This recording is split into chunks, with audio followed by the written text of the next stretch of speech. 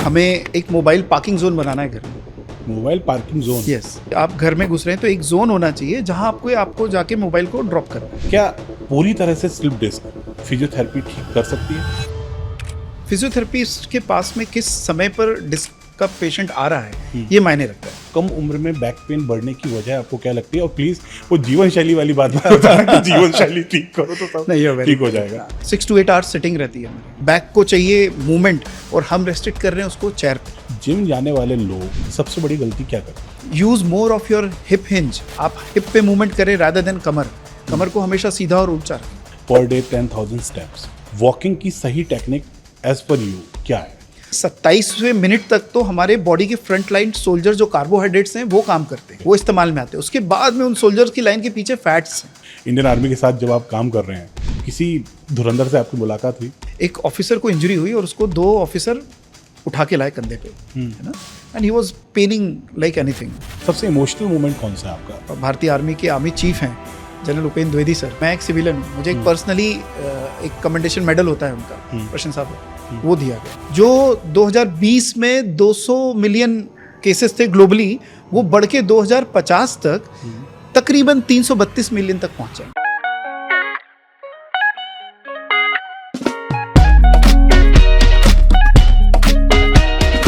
जिंदगी है तो दर्द है, और दर्द है तो फिर बहुत कुछ ऑप्शंस हैं।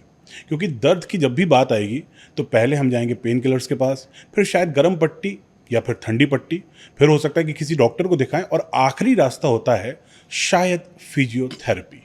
लेकिन क्या सच में फिजियोथेरेपी हमें बहुत फ़ायदेमंद लग सकती है या हमारे लिए हो सकती है? क्या इससे स्लिप डिस्क पूरी तरह से ख़त्म हो सकता है? ये दर्द को सिर्फ कम करती है या पूरी तरह से ख़त्म कर सकती है? फिजियोथेरेपी को लेकर जितने भी सवाल हैं, उनमें से कुछ ऐसे सवाल जो आपके मन में आ रहे हैं, उनकी एक लिस्ट बनाकर आज उनके जवाब मैं लेने वाला हूं। नमस्कार, मैं हूं आरजे गौरव, यह है आरजे गौरव टॉक्स, और आज इस पॉडकास्ट इस एपिसोड में फिजियोथेरेपी पर बात करने के लिए हमारे साथ हैं डॉक्टर रोहित महेश्वरी, जो कि पिछले 10 वर्षों से इंडियन आर्मी के साथ प्राउडली काम कर रहे हैं। बहुत बहुत स्वागत है सर आपका। जय हिंद जी। सबसे पहले, चूंकि जैसा कि मैंने लोगों को बताया कि आप इंडियन आर्मी के साथ पिछले 10 सालों से काम कर रहे हैं, उस बारे में थोड़ा सा बताएं कि वो कैसे जुड़े आप उनसे। मैं महू शहर का रहने वाला हूँ गौरव सर। सो बचपन से हमने हमारे आसपास आर्मी का डिसिप्लिन, आर्मी की लाइफस्टाइल को देखी है। पढ़ाई करते करते आ गए प्रोफेशन में, लेकिन कहीं ना कहीं दिल में ये था कि देश सेवा कहीं ना कहीं मौका मिलेगा अगर भविष्य में तो ज़रूर करना चाहेंगे। तो 2016 की बात है, मुझे एक आर्मी के हमारे कमांडिंग ऑफिसर है COA, उन्होंने बताया कि भाई एक CTW है यहाँ, कैडेट ट्रेनिंग विंग, जहाँ पर इंजीनियरिंग के स्टूडेंट्स आते हैं और उनकी 4 साल की ट्रेनिंग होती है। ठीक है। और vigorous physical training along with technical trainings. So मुझे मौका दिया गया कि वहाँ कुछ छोटी मोटी इंजरीज जो हो रही थी उसे हम किस तरह मिनिमाइज कर सकते हैं, फिजियोथेरेपिस्ट क्या ऐड ऑन कर सकता है। तो मेरे लिए भी एक नया मौका था, और मुझे ऐसा लगा भगवान ने मुझे मौका दिया है कि जो बचपन में मन में एक कसक रहती थी कि यार आर्मी की किस तरह से हम जुड़ सकते हैं, देश सेवा किस तरह हम कर सकते हैं, तो प्रोफेशन के माध्यम से मुझे करने का एक मौका मिला। तो तब से मैं आर्मी से जुड़ा हूँ। ओके, मेरा सैल्यूट है इंडियन आर्मी के उन तमाम सोल्जर्स को, उन सभी लोगों को जो इंडियन आर्मी के साथ जुड़कर देश को अपनी सेवाएं दे रहे हैं, देश की सुरक्षा और रक्षा में लगे हुए हैं। आगे बढ़ते हैं। स्लिप डिस्क एक ऐसा मुद्दा है कि फिजियोथेरेपी की बात हो और इसकी बात ना हो तो शायद ये इनकम्प्लीट है। क्या पूरी तरह से स्लिप डिस्क फिजियोथेरेपी ठीक कर सकती है? बिल्कुल कर सकती है। फिजियोथेरेपिस्ट के पास में किस समय पर डिस्क का पेशेंट आ रहा है ये मायने रखता है। इसमें अलग अलग स्टेजेस होती है। अगर माइल्ड स्टेज है, जब शुरुआती दर्द रहता है, जब दर्द केवल कमर तक लिमिटेड है, दूसरा पैरों तक झुंझुनी, सुनपन, खिंचाव, दर्द आना शुरू हो जाता है, तब हमें फिजियोथेरेपिस्ट तक पहुंचना चाहिए। हमारे पास बहुत से केस आते हैं जहां हम बहुत तरह से मोटर लॉस होने की शुरुआत होती है और तब इलाज इंटरवीन करके शुरू करते हैं, तो भी इलाज पूरी तरह से संभव हो जाता है। पर्याप्त फिजियोथेरेपी लेने से ये पाया गया है, रिसर्च में भी स्टडीज अवेलेबल हैं कि significant reduction in spinal surgeries with proper and structured physiotherapy किया जा सकता है। ओके, सो बेसिकली मसला ये है कि आप किस स्टेज पर हम अप्रोच कर रहे हैं ये मायने रखता है डॉक्टर को, फिजियोथेरेपिस्ट को। ओके, लेकिन क्या जड़ से खत्म कर सकती है दर्द को फिजियोथेरेपी? बिल्कुल। या फिर सिर्फ इसको कम करती है? नहीं, ऐसा नहीं है गौरव जी। बहुत सारे पॉस्चरल केसेस, मैकेनिकल पेन्स जो होते हैं वो जड़ से ख़त्म हो जाते हैं फिजियोथेरेपी से। क्या होता है, फिजियोथेरेपी का एक फेजेस होते हैं रिहैबिलिटेशन के। जब हम ठीक करने जाते हैं किसी पेशेंट को, तो टर्शरी लेवल के रिहैबिलिटेशन तक भी आजकल यूथ जा रहा है कि भाई मुझे भविष्य में ये प्रॉब्लम नहीं होना चाहिए। ओके। तो उसके लिए हम प्रॉपर स्ट्रक्चर्ड प्लान बना के देते हैं। उस प्लान को वो फॉलो करेंगे तो भविष्य में उनको कभी भी उससे रिलेटेड दर्द नहीं सताएगा। ओके। अच्छा, इसमें एक सवाल ये निकल के आता है, पेन किलर्स या फिर फिजियोथेरेपी लॉन्ग टर्म में ज़्यादा कौन फायदेमंद है? देखिए, pain killer short term approach है, शॉर्ट टर्म इलाज का एक तरीका है जिसमें जब शुरुआती दौर रहता है तब हमें रेस्ट देना चाहिए, हमें प्रॉपर मेडिकेशंस लेना भी चाहिए, क्योंकि एक्यूट फेज को ओवरकम करना है, इंटरनल सूजन कम करना है, इन्फ्लेमेशन कम करना है, तो उसमें पेन किलर का रोल आता है अलॉन्ग विथ रेस्ट। लेकिन यस, लंबे समय के लिए physiotherapy is the key, because pain killer केवल सिम्टम को सप्रेस करेगा, लेकिन फिजियोथेरेपी मूवमेंट इम्बैलेंस और मूवमेंट पैटर्न को इम्प्रूव करेगा। ओके। अच्छा, इसी में फिर आगे ये बात आ जाती है, मैंने कई लोगों को बोलते हुए सुना है कि वो फिजियोथेरेपी इसलिए भी नहीं जाते कि यार फिर वो बहुत लंबा टाइम है, बहुत महीनों तक लेनी पड़ती है, सालों तक लेनी पड़ती है। तो क्या ऐसा है कि एकदम एक बार अगर फिजियोथेरेपी शुरू हो गई तो फिर वो चलती रहती है? नहीं, ऐसा बिल्कुल भी नहीं है। यस, आप जो कह रहे हैं ये सोसाइटी में मिथ्या है, ये कि फिजियोथेरेपी लंबे समय लेनी पड़ती है या जब तक ले रहे हैं तभी तक हम सही रहते हैं। इसके लिए आपको समझना पड़ेगा एग्जैक्टली फिजियोथेरेपी किस तरह से काम करती है, राइट। जब हम आज से 5 साल 7 साल पहले, we can say pre covid stage में, इतनी अवेयरनेस नहीं थी हेल्थ को लेकर लोगों में।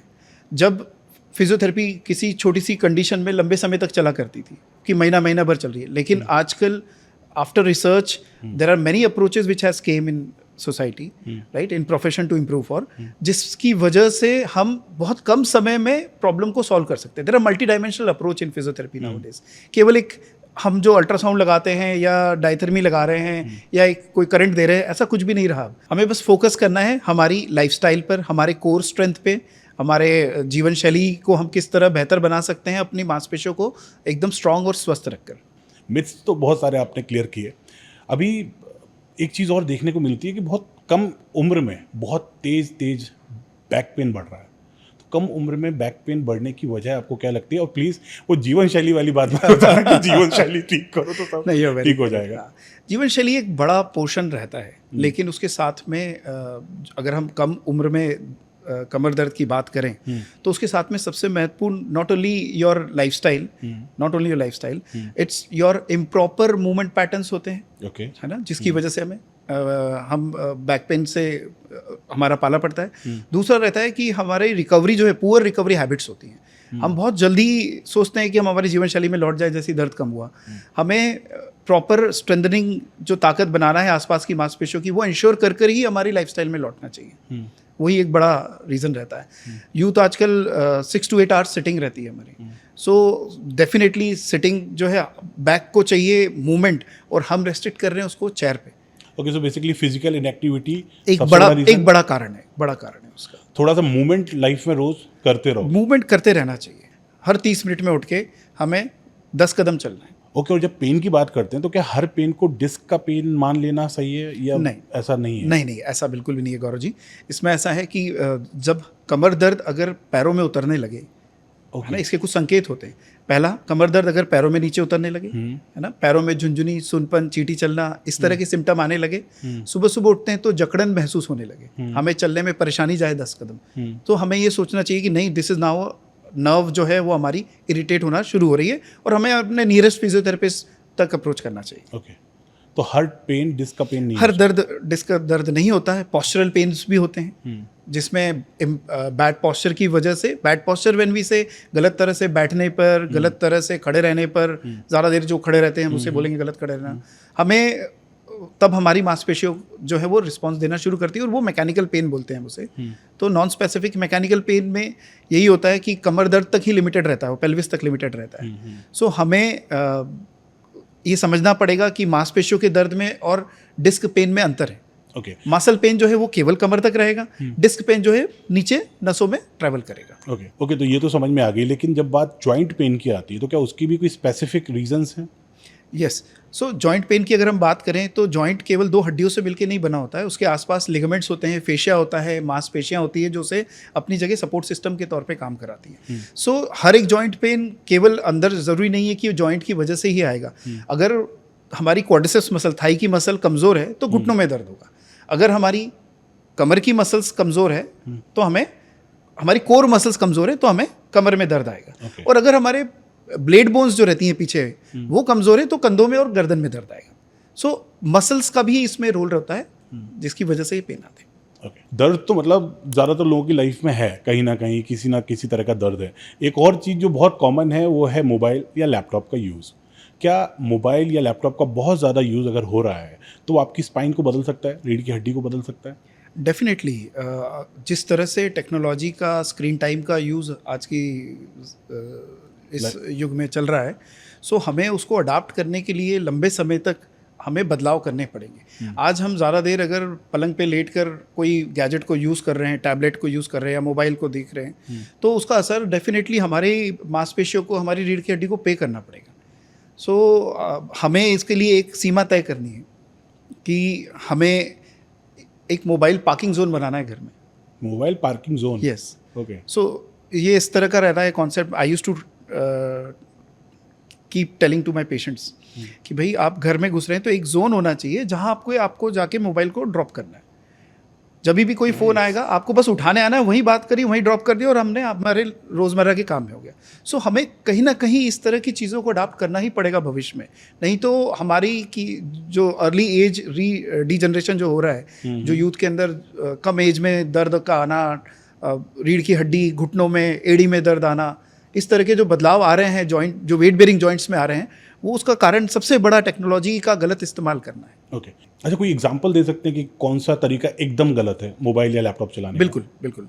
जैसे हम मोबाइल देख रहे हैं गर्दन को आगे झुकाकर, हाँ, जब हम 10 से 15 डिग्री के एंगल पे गर्दन को आगे झुकाते हैं तो 5 to 7 kg का लोड हमारी मांसपेशियों पर भार पड़ता है। एज वेल जब हम मोबाइल को ज़्यादा नीचे गर्दन झुका के देखेंगे तो उससे 20% 20 गुना ज़्यादा लोड आ जाएगा। मतलब वी कैन से कि अगर जो 5 किलो का काम मांसपेशियों को करना पड़ रहा है, उन्हीं मांसपेशियों को ज़रा सा एंगल बदलने पर 25 से 30 किलो तक का भार सहन करना पड़ रहा है। और वो भार होने की वजह से वहाँ के लिगामेंट स्ट्रेच होते हैं, वो वीक हो जाते हैं, डिस्क पे लोड आता है, वो नर्व को इम्पिंज करना शुरू करती है और फिर स्पॉन्डिलिटिक पेन में कन्वर्ट होना शुरू हो जाता है। ओके। अच्छा, इसी से जुड़ा हुआ अगला सवाल ये है कि हम जो बन रहा है नेक, हम पीछे के हिस्से में आपके थोड़ा सा उठा सा दिखने लगता है, वो इसकी वजह से हो रहा है या और भी उसके रीजन से? उसका सबसे बड़ा कारण फॉरवर्ड नेक बेंडिंग, आगे गर्दन झुकाकर ज़्यादा देर कोई भी काम कर रहे हैं, ज़्यादा रीड कर रहे हैं एक जैसी पोजीशन में, या ज़्यादा हम डेस्क वर्क कर रहे हैं किसी भी तरह का, या कोई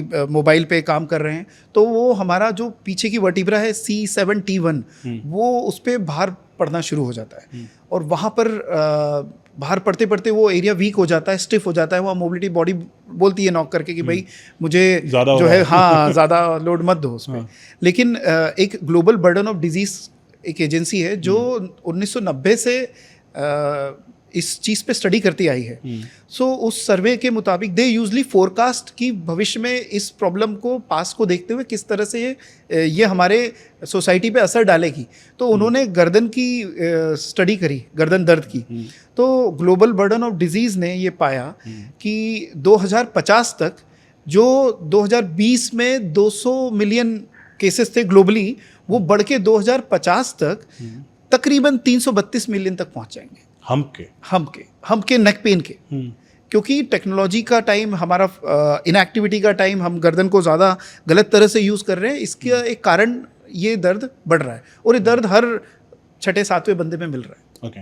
और अगर आपको इस मिलियंस वाली लिस्ट में शामिल नहीं होना है तो अपना पोस्चर ठीक कीजिए और साथ ही गर्दन को ऐसे सीधे रख के काम कीजिए। यही तरीका है? बिल्कुल। एक और पोस्चर को टेस्ट करने का एक तरीका मैं आपके ऑडियंस को बताना चाहूँगा।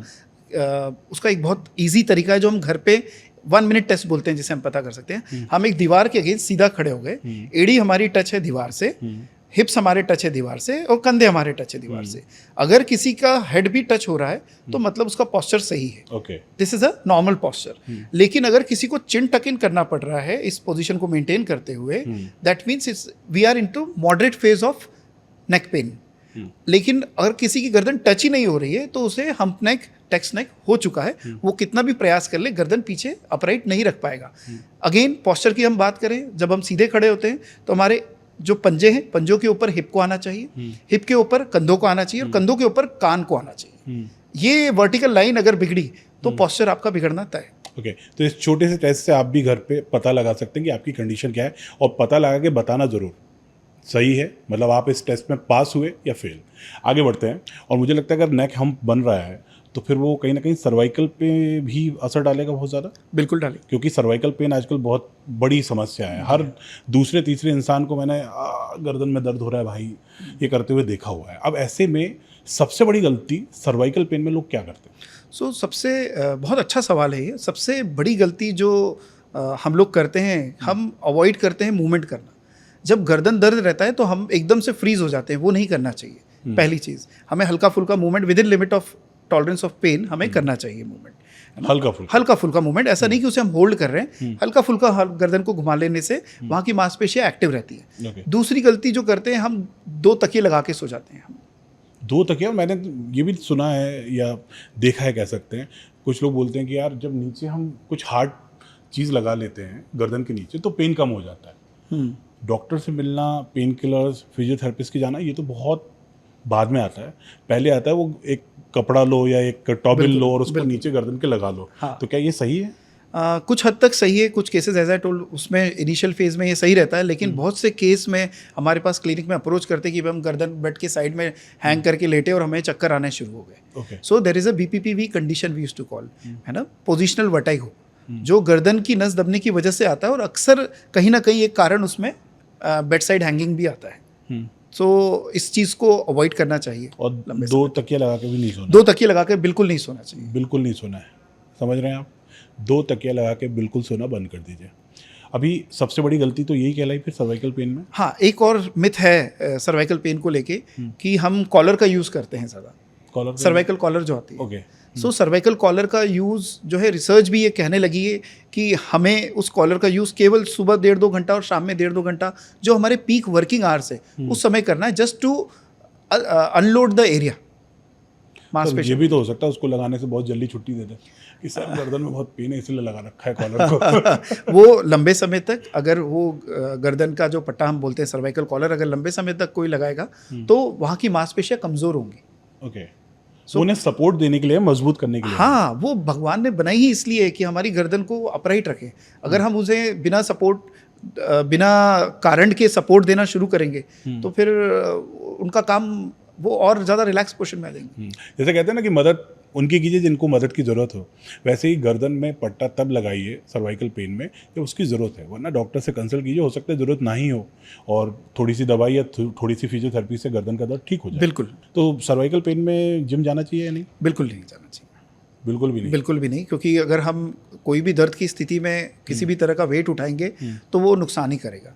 वो पेन हो सकता है डीप मसल फाइबर्स तक जाए, डीप टिश्यूज तक जाके वहाँ इंजरी पहुँचाए उन्हें, which is very hard to recover. देखो, ये बोलने में कोई दिक्कत नहीं है कि 1 जनवरी को जिम जाने वालों की तादाद सबसे ज़्यादा होती है, लेकिन उसके बाद जब घटती भी है तब भी मुझे लगता है कि एक ठीक ठाक सी तादाद है जिम जाने वालों की।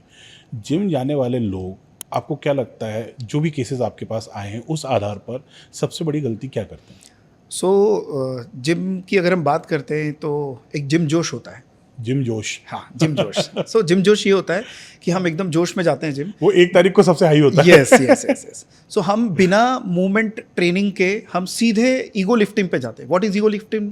ईगो लिफ्टिंग उसकी, हाँ भाई 6 महीने से आप कर रहे हो जिम, लेकिन 1 महीने पहले ही आया हुआ बंदा वो बोलेगा कि मेरे को भी उतना वजन उठाना है, तो अपनी क्षमता से ज़्यादा वजन उठाने पर they land up with disc pain which is irreversible in their whole life time. So सही मूवमेंट पैटर्न फॉलो करना जिम में, सही तरीके से मसल ट्रेन करते हुए आगे बढ़ना बहुत ज़रूरी है। सो डेडलिफ्ट करके एक टेक्निक होती है। सो अक्सर हमारे पास बहुत से केसेस के फॉल बैक्स होते हैं और डेडलिफ्ट के केस बैक पेन में, डिस्क पेन में कन्वर्ट हो जाते हैं। क्या बात कर रहे हैं? डेडलिफ्ट तो आजकल लगभग जो भी जिम में जा रहे हैं वो सभी करते हैं। करेक्ट। सो वहीं ईगो लिफ्टिंग आ जाती है। सो डेडलिफ्ट में people are going towards 180 kg, they are targeting कि भाई हमें तो 180 किलो उठाना है।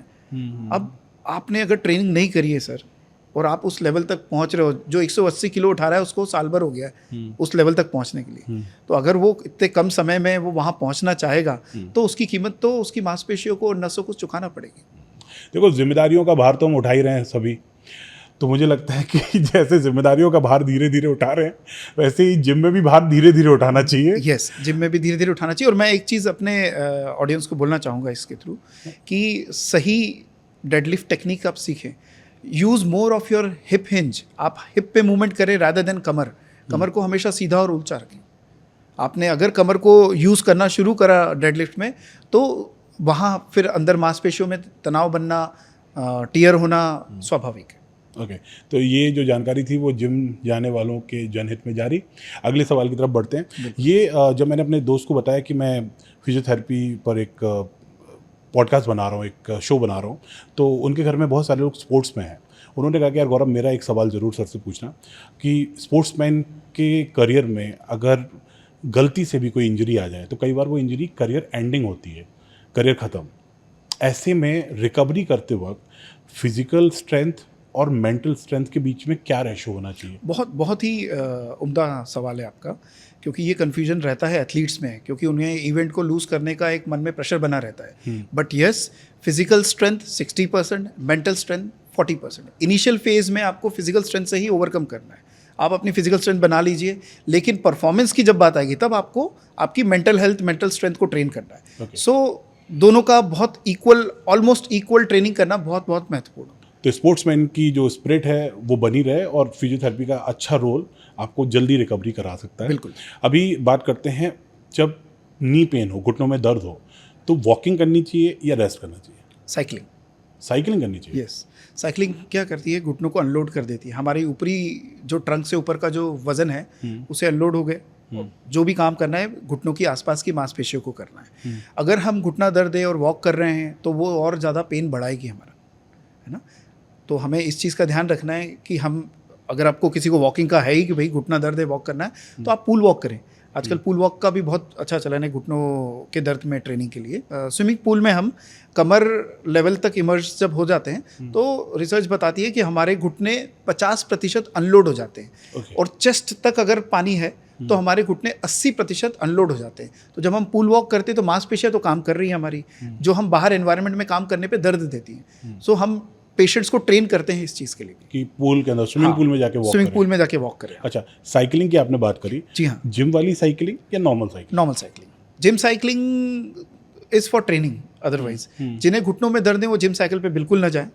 लेकिन यस, जिन्हें घुटनों में हल्का फुल्का दर्द चालू हुआ है उनको डायनामिक स्ट्रेंथ बढ़ाने के लिए नॉर्मल साइकिलिंग करें 5 से 6 किलोमीटर हफ्ते में 3 बार 4 बार, and you will find yourself better with that. Okay, अच्छा, वॉक की जब बात आती है ना, अभी कई सारी रील्स में एक नई नई चीज़ आपको देखने मिलेगी। Per day 10,000 steps, per day 5,000 steps, per day 7,000 steps. Walking की सही टेक्निक एज पर यू क्या है? सो ये बहुत अच्छा सवाल है आपका कि सही तरह से वॉक किसे कहते हैं। सो वॉकिंग की जब हम बात करें, सो सही तरीके से वॉक करने के लिए एक आइडियल वॉकिंग होती है 45 मिनट की। ओके। सो रिसर्च ये कहती है कि 27वें मिनट तक तो हमारे बॉडी के फ्रंट लाइन सोल्जर जो कार्बोहाइड्रेट्स हैं वो काम करते हैं, वो इस्तेमाल में आते हैं। उसके बाद में उन सोल्जर्स की लाइन के पीछे फैट्स हैं, उनका यूज़ आना। इसलिए हम 45 मिनट के एक आइडियल वॉकिंग टाइम बताया जाता है। सही तरीका है, सही सरफेस होना चाहिए वॉकिंग का। अगर हम ग्राउंड पे कर रहे हैं तो nothing better than that, garden ground is always good. लेकिन अगर हम कॉन्क्रीट पे वॉक कर रहे हैं तो भाई उससे अच्छा तो आप वॉक ना करो, क्योंकि उसमें इम्पैक्शन रिजेलेंसी कुछ होती नहीं है कॉन्क्रीट में। आपकी एडी डैमेज होगी, घुटना डैमेज होगा, कमर डैमेज होगा, जो वेट बेयरिंग जॉइंट्स है वो डैमेज होना शुरू होते हैं। अब सही तरीके से चलने में हमें सबसे पहले एडी पंजा रोल, जो फुट कॉन्टैक्ट जो बोलते हैं कि सबसे पहला एडी आना, फिर पंजा और फिर पुश ऑफ्स होता है, हमें ये फॉलो करना है। हमें घुटने को पूरी तरह सीधा नहीं रखना है, हमें कमर को हल्का सा एक 5-7 डिग्री के एंगल पे बेंड करके चलना है और हेड को अपराइट रखना है। ओके, और ये 10,000, 7,000, 15,000 ये एक बार में करने चाहिए या नहीं, या फिर सीधा one rule 45 minutes? 45 minutes will be more superior than 10,000 steps, right. हम मेरा ये मानना है, सर सबका अलग अलग स्कूल ऑफ थॉट है। मेरा स्कूल ऑफ थॉट ये कहता है कि हमें मिनट्स पे जाना है, हमें एरोबिक एक्टिविटी पे जाना है, रादर देन लिमिटिंग आर कि भाई हमने दिन भर में 10,000 स्टेप चल लिए, अब दिन भर में हम तो 10 कदम भी चलेंगे तो काउंट होगा, तो उससे हमें फ़ायदा नहीं मिलना है, एक मेंटल सेटिस्फैक्शन ज़रूर मिल सकता है। और हो सकता है कि वो जो फिजिकल इनएक्टिविटी है उससे अपन बाहर आ जाए वो स्टेप काउंट करके। हाँ। लेकिन अगर आप जब वॉक की बात कर रहे हैं तो वो 45 मिनट्स किसी भी स्पीड में आप वॉक करें, बिल्कुल इज गुड। अपने कन्वर्जेशन में हमने कई बार पॉस्चर और बॉडी स्ट्रेंथ की बात की, अभी कोर मसल्स की बात करते हैं। और मैं चाहता हूँ कि जो भी लोग इसे देख रहे हैं या सुन रहे हैं उन्हें आम भाषा में सिंपलेस्ट तरीके से आप ज़रा समझाएं कि कोर मसल्स क्या होते हैं। सो कोर मसल्स हमारा एक सेंट्रल सपोर्ट सिस्टम होता है हमारे बॉडी का। सो ये 4 भागों में है। पहला डीप कोर मसल्स जो स्टेबिलिटी देती है, दूसरा सुपरफिशियल कोर मसल्स जो मूवमेंट पैटर्न को कंट्रोल करती है, तीसरा पोस्टीरियर कोर मसल्स जो हमारे पोस्चर को अपराइट रखती है, और चौथा हिप कोर मसल्स जो हमारे चलने फिरने खड़े रहने समय सपोर्ट सिस्टम डेवलप करती है। सो इन मसल्स में से कोई भी मसल अगर इम्बैलेंस की ओर जाएगी, इनएक्टिविटी की ओर जाएगी, तो उसकी वजह से हमें joint pain, knee pain, back pain आना शुरू हो जाएगा। ओके, तो सारा खेल कोर मसल्स का है। बिल्कुल। जैसे हमने वॉकिंग का सही तरीका जाना, वैसे ही सही बैठने का तरीका क्या है? सो ये भी बहुत ज़रूरी है क्योंकि आजकल डेस्क वर्क है, लाइफस्टाइल रिलेटेड वर्क्स जो हो गए हमें, हम काम नहीं बदल सकते, काम करने का तरीका ज़रूर बदल सकते हैं। सो सही बैठने का तरीका है कि अगर हमें किसी चेयर पे बैठें तो हमारे पंजे जो हैं हैंग नहीं होना चाहिए, ये फ्लोर से कॉन्टैक्ट बनना चाहिए। घुटने 90 डिग्री बेंड, हिप 90 डिग्री तक चलेंगे, कमर सीधी होना चाहिए, एक बैक सपोर्ट हमें इंश्योर करना चाहिए, कंधे हमेशा हमारे हिप के ऊपर होना चाहिए, और कान जो है हमारे कंधे के ऊपर होना चाहिए, ताकि जरा सा भी अगर कंधे और कान में रेशियो आया तो वहाँ इम्बैलेंस आना शुरू हो जाएगा, वहाँ फिर तनाव बढ़ना शुरू होगा, मसल का एनर्जी एक्सपेंडिचर बढ़ जाएगा, आउटपुट कम मिलेगा, तो बैड पोस्चर की ओर ले जाएगा वो हमें। तो सीधे बैठने के लिए, अपराइट बैठने के लिए ये चीज़ों का हमें ध्यान रखना चाहिए। ओके, अच्छा, जब हमारी शो के पहले बात हो रही थी तो आपने ये भी बताया ना कि कमर दर्द है या कुछ है तो उसमें घुटनों को नीचे रखना है। हाँ, सो घुटने हमेशा नीचे रहना चाहिए। अगर हम कमर दर्द किसी को है या घुटनों में दर्द है तो उसके हिप हमेशा ऊपर होना चाहिए, ये ध्यान रखना है बैठते समय। So dining chair is the key. So dining chair क्या होती है, थोड़ी हाइटेड होती है नॉर्मल सोफा से, राइट गौरव जी? तो हमें ये इंश्योर करना चाहिए जिसे भी अगर हल्का फुल्का कमर दर्द या घुटना दर्द है उसे ऊंची जगह पे बैठना चाहिए। Hip should be always high than your knees, ये ध्यान रखना चाहिए। सही बैठने के तरीके की बात तो हमने करी। अभी जब ड्यूटी की बात आएगी, नौकरी की बात आएगी, तो उसमें तो 8-8 घंटे 10-10 घंटे लगातार बैठना पड़ रहा है। तो उस कैटेगरी के जो लोग हैं, जो नौकरी पेशा हैं, उनको क्या ध्यान रखना है? सो उनको भी सही तरीके से बैठना, जैसे मैंने आपको पहले भी बताया, हमें जब भी हम बैठे तो एक हाइटेड सरफेस पे बैठे जहाँ हमारे घुटने नीचे और हिप ऊपर हो, हमारे पंजे ज़मीन पे रेस्ट करना ज़रूरी है। एक चीज़ और ध्यान रखना है कि हमारे 3/4 हाथ, अगर कोई डेस्क वर्क कर रहा है, IT प्रोफेशनल्स हैं, तो 3/4 एल्बोज जो है हमारे डेस्क पे टच होना चाहिए, या फिर एल्बो रेस्ट जो हैंड रेस्ट आता है उस पर सपोर्ट देना चाहिए हमें। नहीं तो वो एक प्रेशर क्रिएट करेगा हमारे कंधे की मांसपेशियों पे जो गर्दन से कनेक्ट करती हैं, और लंबे समय में गलत बैठने से के तरीके से वो गर्दन दर्द की ओर ले जा सकता है। ऑल्सो एक चीज़ और मैं बताना चाहूँगा, मैं मेरे बहुत सारे पेशेंट्स जो आते हैं जिन्हें कमर दर्द रहता है, गर्दन दर्द रहता है, और जिनका 8-8 घंटे बैठने का काम है, उन्हें मैं बोलता हूँ कि आप थोड़ी देर जिम बॉल जो आती है ना, स्विस बॉल, उस पर बैठे, वो जो बड़ी सी बॉल होती है, बड़ी बॉल जो आती है जिम के अंदर। So that is it's very effective. How is it effective? वो हमारे को मोबिलिटी देती है बैठे बैठे, है ना। So there is no counter force inside, है ना। सो किसी भी तरह का मसल पे दबाव नहीं बनता है उसमें, मसल एक्टिवेट रहती है क्योंकि सपोर्ट नहीं रहता है, कुछ भी हम रोल कर सकते हैं इधर, पेल्विक टिल्ट के थ्रू हम कोर को continuously of and on activate कर सकते हैं। सो सही पोस्चर भी हमारा उससे बना रहता है। और अभी जो हमारा कन्वर्जेशन चल रहा है उसको अब थोड़ा नेक्स्ट लेवल पे लेके चलते हैं। इंडियन आर्मी के साथ जो अब तक का आपका एक्सपीरियंस रहा है उस पर बात करते हैं। पहले तो इंडियन आर्मी में इतने सालों से आप अपनी सेवाएं दे रहे हैं, सबसे कॉमन इंजरीज हमारे जवानों को किस तरह की देखने मिली आपको? सो इंडियन आर्मी पूरे विश्व में सेकंड लार्जेस्ट आर्मी है। सो हमारी ट्रेनिंग जो है फौज की वो उतनी ही टफ है, यूं ही नहीं हम इतने शीर्ष पर पहुंचे हैं। सो जब मैंने शुरू करा था काम, इलाज करना शुरू करा था फौज में, तब सबसे ज़्यादा कॉमन इंजरीज जो रहती थी because of too much of running techniques, hopping, landing, इन सब को हम ध्यान में रखते हैं, तो सबसे ज़्यादा जो होता है शिन पेन और स्ट्रेस फ्रैक्चर होता है। ओके, मतलब घुटने के नीचे वाला, हाँ, टखने जो रहते हैं हमारा, जो सामने टखना रहता है उसमें, क्योंकि समय नहीं रहता है वहाँ पर किसी भी तरह से आपको रिहैब करने का, आपको बस ऑन गोइंग इवेंट्स को प्लान करना है। सो उसके लिए समय जब नहीं रहेगा तो बॉडी हील नहीं करेगी, तो वहाँ रोल आ गया था फिजियोथेरेपी का। तो हमने जब इलाज शुरू करा तो उसमें इम्प्रूवमेंट्स आए और हमने फिर कुछ मसल्स जो उनको आसपास सपोर्ट करती है उस इंजरी को हम कैसे प्रिवेंट कर सकते हैं उन मसल्स पे काम करना शुरू करा एंड उसके सिग्निफिकेंट रिजल्ट्स हमें देखने को मिले। Okay. इंजरी का रेशियो एकदम कम डाउन नीचे आ गया। तो ये तो प्राउड मोमेंट है आपका कि आपके वहाँ से जुड़ने से इंजरीज का जो रेट है, रेशियो है, वो कम हो गया। अभी धुरंधर मूवी की खूब बात करते हैं, धुरंधर 1 आई, फिर धुरंधर 2 आई। इंडियन आर्मी के साथ जब आप काम कर रहे हैं, किसी धुरंधर से आपकी मुलाकात हुई? कोई ऐसा केस जो आपको लगा हो कि ये तो इम्पॉसिबल है? जो आप बोल रहे हैं ना धुरंधर अफसरों को, सब एक से एक है, लेकिन एक वो धुरंधर अफसर याद है, वो हमारे स्पेशल पैरा कमांडो फोर्सेस का था। सो रोज की तरह मैं अपने जो हमारा स्पोर्ट्स सेंटर है उसमें मैं अवेलेबल था।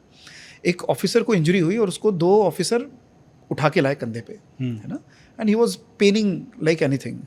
सो हमने उसे देखा, पूरा टेस्ट करा, तो समझ में आया कि इनका जो है घुटने का एक लिगामेंट होता है ACL, है ना, ये ऑलमोस्ट लैक्स हो रहा है। तो रेस्ट का बोला, 8 दिन रेस्ट करा, स्वेलिंग थी, स्वेलिंग कम हुई, MRI कराई, उसमें कंप्लीट ही रहा है। अब चूंकि जहाँ कोर्सेज होते हैं, जहाँ हमें ऑन गोइंग इवेंट्स की बात अगर हम करते हैं, वहाँ हम चाहते हैं कि वो लोग भी इतने, उनका मोरल इतना हाई रहता है कि वो इंजरीज़ को पीछे छोड़ देते हैं, ना चाहते हैं। सो उन्होंने बोला कि यार मुझे ये बताओ डॉक्टर रोहित कि आप क्या ऐसा कर सकते हो कि मैं मेरे सारे टेस्ट क्लियर कर लूँ, बाद में जो होगा देखा जाएगा, क्या मैं उस स्थिति में जा सकता हूँ? तो मैंने बोला ठीक है सर, मैं अपना बेस्ट दूंगा। हमने इलाज करा, हमारे पास 2 महीने थे, 2 महीने बेस्ट इलाज करा, दर्द कम हो गया, ट्रेनिंग करी, एडवांस लेवल जो रिहैबिलिटेशन होता है हम उस लेवल पे गए घुटने के उसमें। And one fine day after 2 months he just called me early morning 7:30 के आसपास, and he was very loud कि डॉक्टर रोहित मैंने अपना टेस्ट पास कर लिया है। तो मैंने पूछा सर बढ़िया, बहुत बढ़िया, मैं उठा ही था। मैंने कहा सर ठीक है, what was your test otherwise? तो बोले मैं 7000 फीट ऊपर से, he was a para commando special forces से, 7000 फीट ऊपर से कूद चुका हूँ अपने टूटे हुए ACL के साथ में, और मुझे कुछ भी नहीं हुआ, बिकॉज वी हैव हमने उन्हें proper landing techniques, proper rehab techniques बता दी थी। So that was a moment कि मुझे लगा कि नाउ यार अब मेरे को, हाँ मुझे अब जो है सुकून मिल रहा है, मुझे लग रहा है कि हाँ हम बहुत कुछ ऐसा कर सकते हैं जो हमने सोचा नहीं हो। जोश इतना हाई है तो उसके सामने इंजरीज बहुत छोटी लगती है उन्हें। बिल्कुल सर, वो जोश जो रहता है उसके आगे इंजरीज छोटी लगती है, और वो सीख देके जाती है हमें ये सीख मिल जाती है कि नहीं, हमारी जो बॉडी में इंजरीज बॉडी नॉक करके बताती कि मुझे ये ऐसा हो रहा है, आप मेरी सुनो, लेकिन मन बोलता है कि नहीं मेरी सुनो। सो हमें समन्वय बनाना है दोनों में, लेकिन जहाँ आर्मी की बात आती है वहाँ बहुत सारी चीज़ों में बदलाव करना पड़ता है। तो सर वो जो कहते हैं डर के आगे जीत है, बिल्कुल, तो मुझे लगता है उस लाइन को बदल के कर देना चाहिए, मन के आगे जीत है। मन के आगे जीत है, बिल्कुल मन के आगे। और सब कुछ मन पे ही है, जिसने मन को जीत लिया उसने सब जीत लिया। अभी इतने सालों से जब आप इंडियन आर्मी के साथ काम कर रहे हैं, उनका जो डेली रूटीन है उसको आपने बहुत नज़दीक से देखा हुआ होगा। उनके रूटीन से कोई एक ऐसी चीज़ हम चुरा सकते हैं क्या कि जिसको चुरा के हम अपनी लाइफ में अगर डाल दें तो हम और स्ट्रॉन्ग बन जाएं? बिल्कुल गौरव जी, एक बहुत अच्छी सी चीज़ बताता हूँ। जो आर्मी का जो डिसिप्लिन है वो केवल अपनी ऑफिस तक लिमिटेड नहीं है। सबसे अच्छी चीज़ जो हमें उनसे प्रेरणा लेनी चाहिए, सुबह 4 बजे उठकर वो अपने परिवार के साथ दौड़ने जाते हैं। सुबह 4 बजे पूरी फैमिली के साथ में बच्चों को ले जाते हैं कि नहीं वी हैव टू गो। वो साइकिलिंग पे जाएंगे अगर दौड़ना नहीं है तो, स्विमिंग पे जाएंगे, बट वो उनका डिसिप्लिन मेंटेन रखते हैं with family also. Okay, not only in office. Yes, ये हमें सीखना चाहिए। यार ये तो वाकई में सीखने वाली बात है। देखो दोस्त, क्या है, इस रूटीन को अगर आपने अपनी लाइफ में शामिल कर लिया, मेरा ऐसा व्यक्तिगत तौर से मानना है कि मोटिवेशन आपको कहीं से भी मिल सकता है, लेकिन लाइफ में आगे बढ़ने के लिए बहुत ज़्यादा ज़रूरी होता है डिसिप्लिन। क्योंकि जब वो चीज़ डिसिप्लिन में आ गई तो मोटिवेशन की फिर आपको ज़रूरत पड़ेगी नहीं। आप इतने सालों से काम कर रहे हैं फिजियोथेरेपिस्ट के तौर पर, कौन से ऐसे सिम्टम्स आपको लगते हैं जो अगर किसी इंसान के अंदर आ रहे हैं तो उसे इग्नोर नहीं करना चाहिए इन टर्म्स ऑफ पेन? बिल्कुल, मैं आपको बताता हूँ। अगर कमर दर्द में, पैरों में दर्द उतर रहा है तो हमें डॉक्टर को रीच करना चाहिए। ओके। गर्दन दर्द है और अगर वो हाथों में उतर रहा है तो हमें डॉक्टर को रीच करना चाहिए। घुटनों में दर्द है और पैर मुड़ा हुआ रह रहा है, सीधे हम नहीं चल पा रहे, तो हमें डॉक्टर को रीच करना चाहिए। ये कुछ सिम्टम्स हैं जो बिल्कुल इग्नोर नहीं करना। कहीं कहीं पे अगर हम न्यूरोलॉजिकल सिम्टम की बात करें तो कुछ सिम्टम्स ऐसे होते हैं जब रेड फ्लैग्स कहलाते हैं। बाथरूम पे कंट्रोल छूटना, पैरों से चप्पल छूटना, saddle area pain, saddle area मतलब इनर थाई में पेन आ रहा है या झुंझुनी आ रही है, तो हमें it's an emergency, we have to reach to our nearest doctor and specialized spine specialist. Okay, इन सिम्टम्स को इग्नोर नहीं करना है, ये तो समझ में आ गया। कोई ऐसी कंडीशन भी होती है क्या जब पेन की हम बात करते हैं, जब सर्जरी अनअवॉइडेबल हो जाती है? बिल्कुल। सो सर्जरी, जैसे मैंने बताया कि रेड फ्लैग्स जो होते हैं कि भाई अब तो हमें सर्जरी कराना ही है, हम्म, तो उसके लिए बाथरूम पे कंट्रोल छूटना, जिसे रीढ़ की हड्डी में दर्द है और अगर बाथरूम पे उसका बिल्कुल भी कंट्रोल नहीं है, खांसने पे बाथरूम निकल जा रही है ना, ड्रिबलिंग हो रही है, तो हमें रीच करना चाहिए हमारे नियरेस्ट न्यूरोसर्जन या स्पाइन स्पेशलिस्ट को। देन पैरों से चप्पल छूटना, क्योंकि हमारी मोटर पावर कम हो रही है, तो हमें उस स्थिति में सबसे पहले रश ऑन करना चाहिए ताकि हम बचा सके फर्दर इसे। और उसके साथ साथ एक और है, रात में रेस्ट पे अगर पेन आता है और तीव्र पेन आता है, इट इज़ रेस्ट पे पेन आना और तीव्र पेन आना, तो समटाइम्स देर आर चांसेस कि कोई इंटरनल अंडरलाइंग ट्यूमर हो। तो ऐसी बहुत सारी कंडीशंस है जिसमें हमें रश ऑन ऐसा लगे कि हमें प्रॉब्लम्स इस तरह की हो रही है, समाधान नहीं हो रहा, हमें सबसे पहले अपने नियरेस्ट स्पाइन स्पेशलिस्ट या न्यूरोसर्जन को अप्रोच करना चाहिए। ओके, सो कुल मिला के बात यही है भाई कि कंडीशंस अलग अलग हो सकती हैं, हम सारे टॉपिक्स को एक साथ डिस्कस कर भी नहीं सकते हैं। अगर आपको लग रहा है कि कुछ तो भी गलत चल रहा है बॉडी में, तो ज़रूरी है कि एक बार डॉक्टर से मिलाओ, कम से कम अपने आसपास जो आपके लोग हैं उनसे कंसल्ट कर लो, थोड़ा सा रिसर्च कर लो उस पर, और अगर कुछ भी समझ में नहीं आ रहा है तो डॉक्टर तो हमारे आसपास हैं ही, उनसे जाके मिल लो। लेकिन ये ज़रूर है कि बहुत ज़्यादा अवॉइड करना मुश्किल में डाल सकता है, क्योंकि जितनी जल्दी इलाज होगा, जितनी जल्दी चीज़ों का पता चलता है, उतना आसान होता है, उतना अच्छा होता है आपको बेहतर करने के लिए। इसलिए गुजारिश है अपनी कि साहब जब भी लगे कि बॉडी के साथ कुछ गलत चल रहा है, डॉक्टर से तुरंत मिल लो। बोलते हैं ना कि परिवर्तन संसार का नियम है, और जब परिवर्तन हमें अपनी डेली रूटीन में करना हो, अपनी लाइफ को बदलना हो, तो सबसे बेसिक स्टार्ट करने के लिए बेसिक क्या ऐसा कर सकते हैं बोलने के लिए कि मॉर्निंग में ऐसी कौन सी 3 एक्सरसाइज कर लें जिससे हमारा दिन बेहतर हो जाए और हमारा पिछला दिन अगले दिन से और बेहतर बनता जाए? बिल्कुल। सो कोई व्यक्ति अगर सुबह उठता है तो उठते से सबसे पहले उसे ज़मीन पे पैर रखने के पहले कुछ बेसिक 3 चीज़ें मैं आपको बता सकता हूँ जिससे उसे बेहतर फील होगा। क्योंकि रात में जब हम सोते हैं बॉडी रेस्ट पे रहती है तो स्टिफ हो जाते हैं हमारे मसल्स, खून का प्रवाह बदलता है, हार्ट की तरफ जाता है, लिवर की तरफ जाता है, तो वो मसल्स में रिलेटिवली थोड़ा सा कम हो जाता है। सो सबसे पहले उठते से हमें पंजों को आगे पीछे चलाना चाहिए, एंकल टू पंपिंग बोलते हैं। कैसे? है ना, पंजे जो है पैर के आगे पीछे चलाना। ठीक है, हाँ। ना, दूसरी चीज़ जो हमें करना चाहिए, हमें सांस लेना चाहिए सही तरीके से। अब सही तरीके से सांस लेना क्या होता है, सुबह सुबह उठते से हम लेटे लेटे दोनों हाथ हमने पेट पे रख लिए, नाक से गहरी सांस ली, पेट बाहर आया और मुंह से उसे छोड़ा। मुंह से छोड़ना है सांस हाँ, को, जितना हम नाक से अंदर ले रहे हैं उससे 2 गुना ज़्यादा हमें मुंह से छोड़ना है, राइट। सो उससे हमारा डायफ्राम एक्टिव हो जाएगा, which is another core muscle. The third thing, तीसरी चीज़ जो हमें उठते से करना चाहिए, घुटने को बेंड करके अगर हो सके तो चेस्ट की तरफ स्ट्रेच करना चाहिए। हम इसे नी टू चेस्ट स्ट्रेच बोलते हैं। 3-3 बार दोनों तरफ का करेंगे और उसके बाद आपके पेल्विस फ्री हो जाएगा, आपकी मसल फ्री हो जाएगी, आप एक बेहतर वॉक के लिए तैयार है, बेहतर दिन के लिए तैयार है। और मेरी तो हमेशा ही ये कामना रहती है कि आपका हर दिन मंगलमय हो। ये अगर ऐड कर लेंगे तो और अच्छा जाएगा। अभी जो ऑफिस वर्कर्स हैं, जो ऑफिस जा रहे हैं, चाहे डे शिफ्ट हो चाहे नाइट शिफ्ट हो, उनके लिए ऐसा 5 मिनट का क्या डेली रूटीन होना चाहिए जो ऑफिस में बैठे बैठे वो कर लें और आसान हो, कुछ अलग से नहीं करना पड़े उन्हें? बिल्कुल। सो इसे हम अर्गोनॉमिक केयर बोलते हैं। सो अर्गोनॉमिक मतलब हम वर्क प्लेस पर हम क्या क्या चीज़ें, हम काम नहीं बंद कर रहे, काम करने के तरीकों बदल रहे हैं, जैसा as I told you. So work place पे सबसे पहली चीज़ जो हमें करना चाहिए, बैठे बैठे पैरों को टैप करना, ऊपर नीचे चलाना।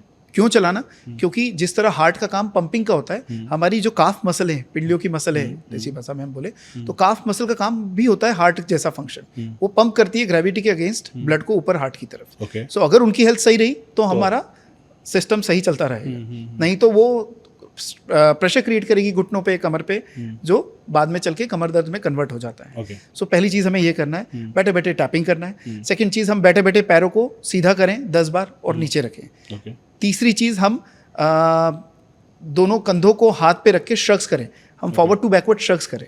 सो श्रग करने से हमारा जो एंटी ग्रेविटी मसल्स है, जब हम गर्दन सीधी और ऊंची रख रहे हैं तो एक कॉन्टिन्यूस भार बना रहता है मसल्स पे ग्रेविटी का, तो वो उसको ओवरकम कर लेंगे। तो श्रगिंग जब हम फॉरवर्ड टू बैकवर्ड करते हैं तो वो एरिया हमारा पूरा का पूरा अनलोड हो जाता है, तो हम उससे बच सकते हैं। Last to do for after shoulders, हम गर्दन को आगे से पीछे चलाएंगे और साइडवेज चलाएंगे 5-5 बार, तो उससे भी एरिया हमारा अनलोड हो जाता है। नाउ इन सब के साथ साथ एक चीज़ और मैं एड्रेस करना चाहूँगा कि जो भी अगर जिनके working hours, long sitting hours होते हैं, उनको हमें हर 40 मिनट में उठ के 5 कदम चलने का हैबिट एक बनाना पड़ेगा हमें, ताकि हम इन चीज़ों से, कोई भी तरह की पॉस्चर प्रॉब्लम से हम दूरी बना सकें। 40 मिनट में 5 कदम। यस, 40 मिनट के बाद 5 कदम चलें और आके बैठ जाएं अपनी जगह। ओके, 5 कदम तो चल ही सकते हैं और ये तो 5 मिनट के अंदर ही हो जाएगा सारा काम। तो ये आपका 5 मिनट का डेली रूटीन है। अगर आपके लॉन्ग्स आर हैं, ऑफिस में घंटों आपको बैठना होता है, चाहे आप नाइट शिफ्ट में हो चाहे आप डे शिफ्ट में हो। अब थोड़ा पर्सनल साइड चलते हैं आपकी।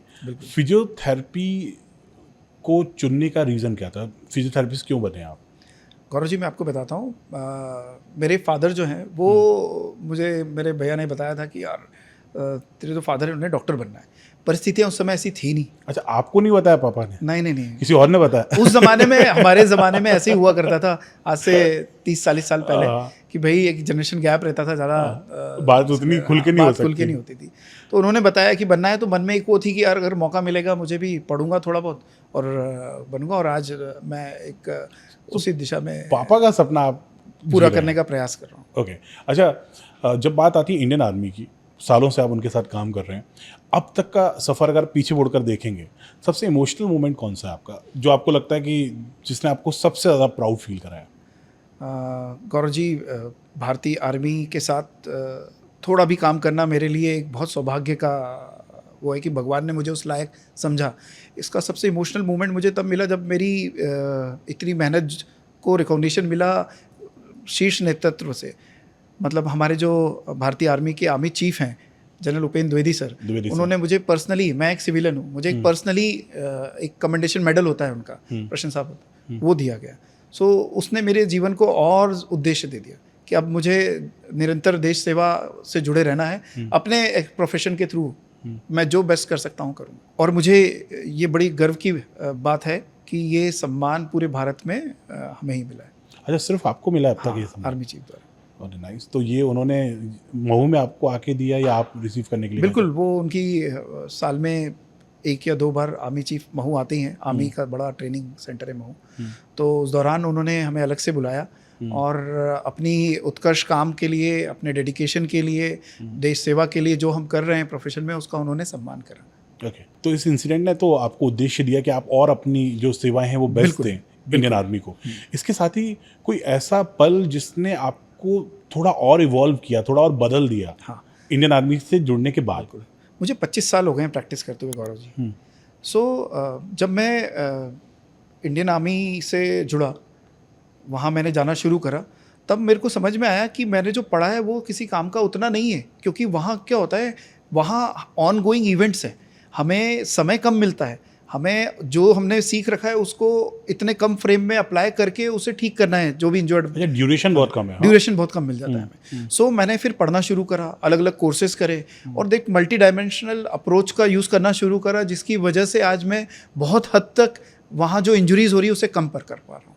तो ये मेरे लिए एक लाइफ चेंजिंग मोमेंट रहा था। अच्छा, मतलब जब आप जुड़े आर्मी से तब आपको लग रहा था कि आपने काफ़ी पढ़ लिया है? हाँ, बिल्कुल, मतलब मुझे ऐसा लगा था मैं पढ़ा हुआ बहुत है ये। हाँ, मैं न्यूरो फिजियोथेरेपिस्ट हूँ, बहुत पढ़ा और हूँ। जब आर्मी से जुड़े और आपको डेडलाइंस दी गई कि यार इतने दिन के अंदर चीज़ों को ठीक करना है, बिल्कुल, तब आपको रियलाइज हुआ कि ये तो बहुत कम है, बहुत सीखना है, बहुत कुछ सीखना बाकी है। सो निरंतर पढ़े रहना। और मैं सभी को ये कहना चाहूँगा इस आपके पॉडकास्ट के माध्यम से, कोई भी प्रोफेशनल हो, हमें निरंतर अपडेट होना ज़रूरी है और उसके लिए हमें निरंतर पढ़ना ज़रूरी है, तभी हम उस अपना बेस्ट दे पाएंगे। जैसे किशोर कुमार साहब ने भी कहा है ना कि रुक जाना नहीं, तो वैसे ही आप किसी भी प्रोफेशन में आप सीखते रहिए, चाहे पढ़ाई कर रहे हैं चाहे नौकरी कर रहे हैं। जितना ज़्यादा सीखेंगे उतना काम आएगा। बिल्कुल। और सीखना कभी ख़त्म होता ही नहीं है। बिल्कुल।